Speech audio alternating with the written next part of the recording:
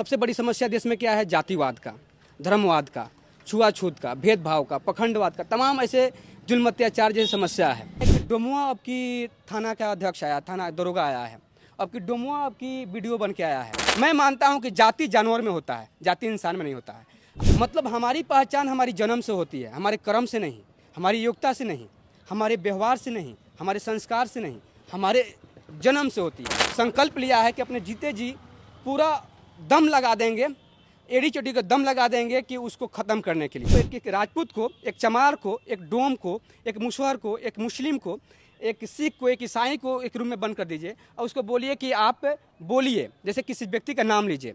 वो जब बोलेगा तो हम कोई भी अनुमान नहीं लगा सकता है कि किस जाति के व्यक्ति बोल रहा है। नमस्कार, आप देख रहे हैं द पंचायत और आपके साथ मैं हूं हर्ष कुमार। अभी हम मौजूद हैं बिहार के सारण में और हमारे साथ जो अभी व्यक्ति बात करने के लिए मौजूद हैं ये एक सोशल एक्टिविस्ट हैं, युवा हैं और युवाओं की आवाज़ और सामाजिक मुद्दे जो हैं उसकी आवाज़ हमेशा बुलंद करते रहते हैं। इनका नाम है वीर आदित्य जी, जो हमेशा समाज की लड़ाई को लेकर के मुखरता से लड़ते रहते हैं, चाहे वो सारण की धरती हो या बिहार की राजधानी पटना की धरती हो। सबसे पहले आदित्य जी आपका स्वागत है। बहुत बहुत धन्यवाद आपका भी। अच्छा आदित्य जी, आप हमेशा सोशल एक्टिविस्ट के तौर पर जाने जाते हैं और हमेशा समाज की जो लड़ाई है उसको प्रमुखता से लड़ते रहते हैं। तो ये जो आप काम कर रहे हैं, सोशल काम जो कर रहे हैं तो इससे आपको क्या मतलब महसूस कैसा होता है कि हाँ मतलब समाज में इसका और क्या संदेश क्या जा रहा है? बहुत सुकून मिलता है जब भी किसी पीड़ित, शोषित, वंचित का जब हम लोग आवाज़ उठाते हैं, उसको न्याय मिलता है तो बड़ी सुकून का नींद आता है। लगता है कि जीवन में हमने सार्थक काम किया, बहुत सुकून मिलता है। अच्छा, आप जो ये सोशल काम कर रहे हैं, ठीक है, तो और पार्टियां भी कई है जो ये बताती है कि हाँ हम सोशल काम कर रहे हैं, तो आप तो किसी पार्टी से हैं नहीं, तो आपका मोटो क्या है? मेन जो मोटिव है सोशल एक्टिविस्ट जो आप हैं, जो सामाजिक कार्य कर रहे हैं, तो इसका मेन मोटो क्या है? मोटो है कि इंसानियत के लिए, मतलब मकसद सिर्फ इंसानियत है, प्रेम। आज आप देखे होंगे कि अभी हम पदयात्रा कर रहे थे, पटना शुरू किए थे हम लोग, पटना से मुजफ्फरपुर, मुजफ्फरपुर से पूरे मोतिहारी के तमाम गली गली, गांव-गांव, प्रखंड में हम लोग जाके पदयात्रा किए। उसका एक ही मकसद था, प्रेम, मोहब्बत, भाईचारा, इंसानियत।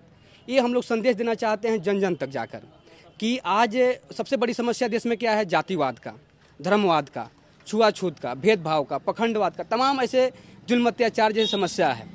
तो इस समस्या को हमें ख़त्म करने के लिए इसका जो जड़ है वो जातिवाद है, धर्मवाद है। तो ये हम चाहते हैं कि अभी हमने एक नारा भी दिया था जिस दिन भगत सिंह का शहादत दिवस था, तो उस दिन हम लोग ने एक प्रण लिया था और हमने एक शपथ भी लिया था कि नारा दिया था कि भारतीय जातिवाद छोड़ो। उस पेपर का कटिंग आपको हम देंगे। उस नारा को लेकर हम लोग पदयात्रा कर रहे हैं और बड़ी सुकून मिलता है। हम भगत सिंह प्रेमी हैं, अंबेडकर प्रेमी हैं और तमाम वो महापुरुष प्रेमी हैं जो मानवता के लिए, इंसानियत के लिए, भाईचारा के लिए, प्रेम मोहब्बत के लिए कार्य किए हों। चाहे वो कोई भी हो, चाहे वो रिक्शा चालक व्यक्ति हो या गटर साफ करने वाला व्यक्ति हो या दिल्ली का कोई प्रोफेसर हो या कोई विदेश का कोई महापुरुष हो, कोई भी व्यक्ति हो सकता है हमारा आइडियल, हमारा मतलब गुरु, जिसको हम आदर्श मानते हैं, जो थोड़ा भी मानवता के लिए काम किया हो या प्रयास कर रहा हो, तो बहुत सुकून मिलता है। आपको एक बात बता दें कि हमें ये सब काम इसलिए हम करते हैं, हम कोई निकम्मा व्यक्ति नहीं है कि हमको समाज सेवा करने का भूत सवार है या हम पैदा लिए हैं समाज सेवा करने के लिए। हमारा ही माता पिता है, हमको जन्म दिया है, मेरा भी श्रद्धा है, शौक़ था, मेरा दायित्व भी था कि मैं अपने माता पिता को सेवा करूं और माता पिता को हर खुशियां दूं। लेकिन हमने वो काम को छोड़कर, आज मेरे भैया हैं गवर्नमेंट सर्विस में, तो माता पिता की जिम्मेदारी ले चुके हैं कि उनको कभी दाल रोटी की कमी नहीं होगा। हमने अपने जीवन को 2016 से ही समर्पित कर दिया है समाज के लिए कि आजीवन समाज के लिए मुझे काम करना है। ये क्यों? क्योंकि समाज में जो आज बेबस जो लोग हैं, लाचार लोग हैं, जो मतलब कि शोषित इतना है, मतलब भोजन के लिए दर दर भटकते रहते हैं। आपको एक बात मुझे याद आ रहा है, आपको अपनी बात एक बताना चाहते हैं, कहानी।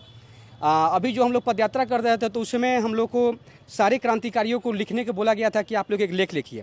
वो हमारे नेतृत्व में हो रहा था, तो हमने उसमें एक लेख लिखा था कि मेरा नाम वीर आदित्य है और मुझे नहीं पता था कि मेरा जन्म कहाँ होगा, किस घर में होगा, किस राज्य में होगा, किस जिला, किस गांव में होगा और मेरे माता पिता किस जाति के होंगे, किस धर्म के होंगे।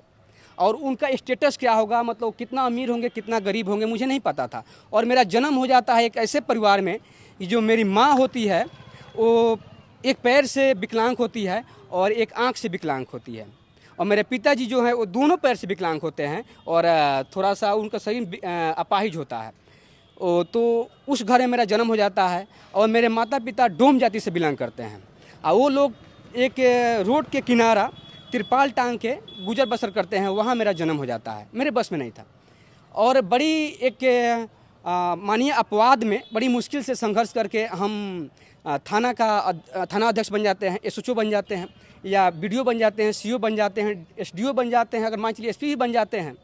तो लोग मुझे क्या कहता है कि डोमुआ अब की थाना का अध्यक्ष आया, थाना दरोगा आया है, अब की डोमुआ अब की बीडीओ बन के आया है, अब की डोमुआ अब की सीओ बन के आया है, अब की डोमुआ हम लोग का क्षेत्र का एसडीओ है। तो हमने अपने कर्म से, अपनी योग्यता से बड़ी मुश्किल से हम उस पद पे जाते हैं पढ़ लिख के, लेकिन फिर भी हमको लोग डोमुआ कहता है।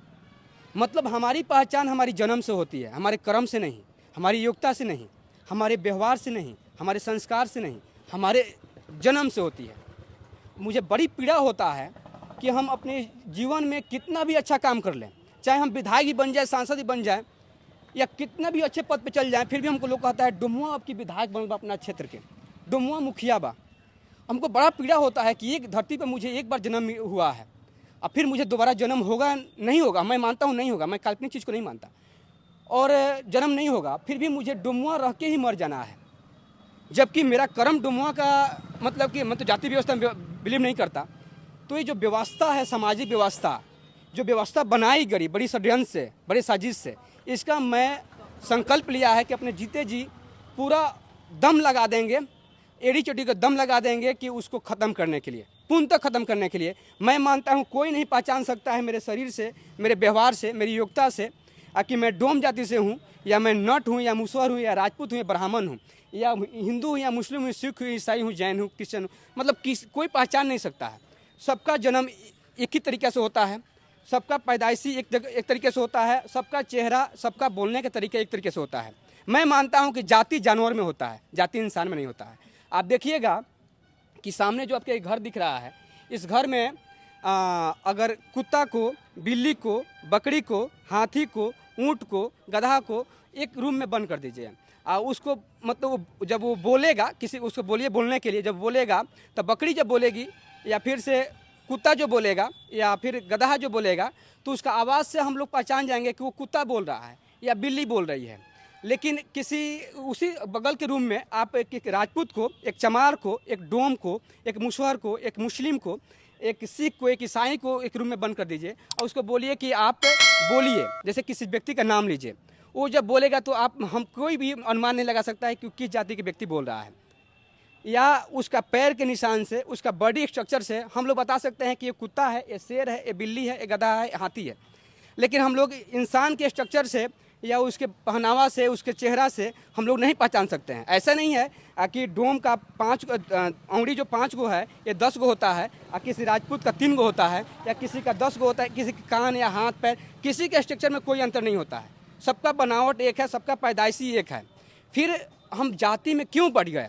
एक शोषण करने का, एक लोगों को भेदभाव करने का, सदियों से जन्म से गुलाम बनाने का एक षड्यंत्र है। इस पीड़ा को हमें बड़ी दर्द होता है। अब बताइए कि अगर हम लालू जी के घर में, नीतीश जी के घर में, मोदी जी के घर में, या किसी बड़े बड़े उद्योगपति टाटा बिरला अडानी अंबानी या किसी ऐसे लोगों के घर में मेरा जन्म हुआ होता, जहाँ पे हम जन्म होता, तो हम अगर लालू जी घर में जन्म होता तो हम आसानी से विधायक बन जाते, मुख्यमंत्री बन जाते, नीतीश जी के, मोदी जी के, या टाटा बिरला अडानी अंबानी के तो उद्योगपति बन जाते। लेकिन हमारा ऐसे घर में जन्म हुआ। अब सोचिए कि हम बड़ी अपवाद में वहाँ तक पहुँच पाए थे, फिर भी हमारे से वो जन्म का जो ठप्पा लगा हुआ है सामाजिक रूप से, वो ठप्पा शोषण का, वो हम चाह के भी उसको ख़त्म नहीं कर पाते हैं। आज हम कितना भी प्रयास करें कि जाति को हम नहीं बताएं, फिर भी लोग जाति ढूंढ ही लेते हैं।